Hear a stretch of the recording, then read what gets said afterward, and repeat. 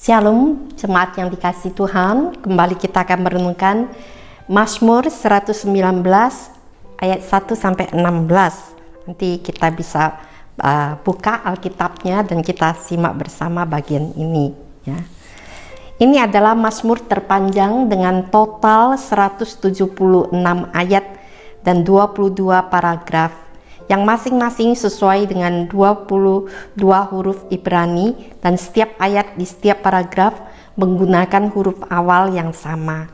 Pokok agung dari Mazmur yang panjang ini adalah tuntunan aturan-aturan hukum yang telah diberikan Tuhan kepada umatnya, sehingga dapat disebut sebagai Mazmur yang mengarahkan kehidupan. Jika seorang Kristen menjadikan hukum Taurat sebagai indikator dalam hidupnya, maka semua ide dan tujuannya akan dilakukan di bawah bimbingan Tuhan. Nah, bagaimana sikap kita terhadap aturan hukum Tuhan? Dalam pembacaan ini kita menemukan ada beberapa sikap yang perlu kita miliki. Yang pertama adalah belajar. Ayat 7 saya bacakan, dikatakan, "Aku akan bersyukur kepadamu dengan hati jujur apabila aku belajar hukum-hukum-Mu yang adil." Belajar adalah sikap dasar untuk mencari pengetahuan kebenaran, dan belajar tanpa belajar tidak dapat benar-benar memperoleh kebenaran. Untuk itulah gereja juga mengadakan kegerakan pemuritan dengan tujuan supaya kita belajar firman Tuhan, belajar bersama untuk bertumbuh di dalam pengenalan akan Tuhan. Sikap yang kedua adalah menyimpan akan firman Tuhan. Ayat 11 berkata, "Dalam hatiku aku menyimpan janjimu supaya aku jangan berdosa terhadap engkau." Jadi firman, makna menyimpan itu adalah merenungkan firman Tuhan dengan seksama agar kebenaran itu terukir di hati dan tidak akan pernah terlupakan. Dan sikap yang ketiga adalah suka akan firman Tuhan. Ayat 16 berkata, "Aku akan bergemar dalam ketetapan-ketetapanmu, firmanmu itu tidak akan kulupakan." Jadi ada kesukaan, artinya kecintaannya, ada kemauan untuk terus-menerus suka akan firman Tuhan. Yang keempat adalah merenungkan. Ayat 15 berkata, "Aku hendak merenungkan titah-titahmu dan mengamat-amati jalan-jalanmu." Merenungkan artinya berpikir berulang-ulang dan menyerapi dengan tenang. Jadi firman itu tidak dilupakan, tetapi dipikirkan, diresapi, dijadikan prinsip dalam kehidupan. Dan yang kelima dikatakan taat, ya, taat melakukannya.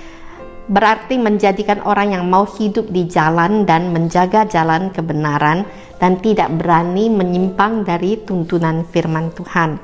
Dan yang keenam, ayat 16 dikatakan menyebarkannya.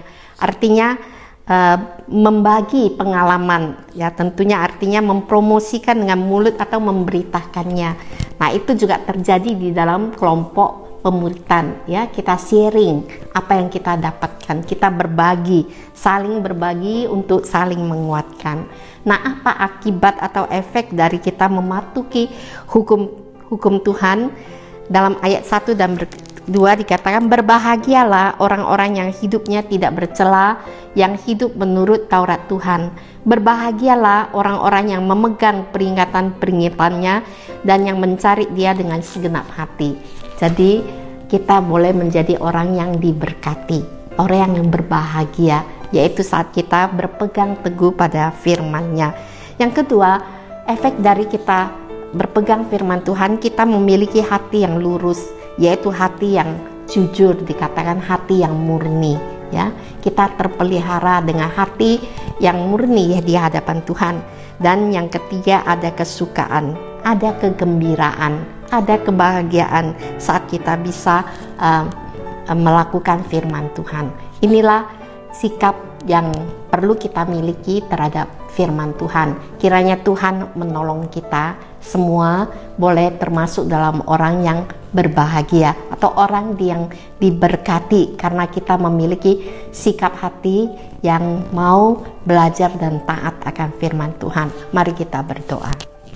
Tuhan, terima kasih untuk firman-Mu yang bisa menuntun setiap langkah hidup kami, yang juga memantapkan arah tujuan kehidupan kami. Ajarkan kami untuk terus suka akan firman-Mu, membaca, merenungkannya, dan melakukannya, agar kami termasuk dalam orang yang diberkati. Di dalam nama Tuhan Yesus kami berdoa.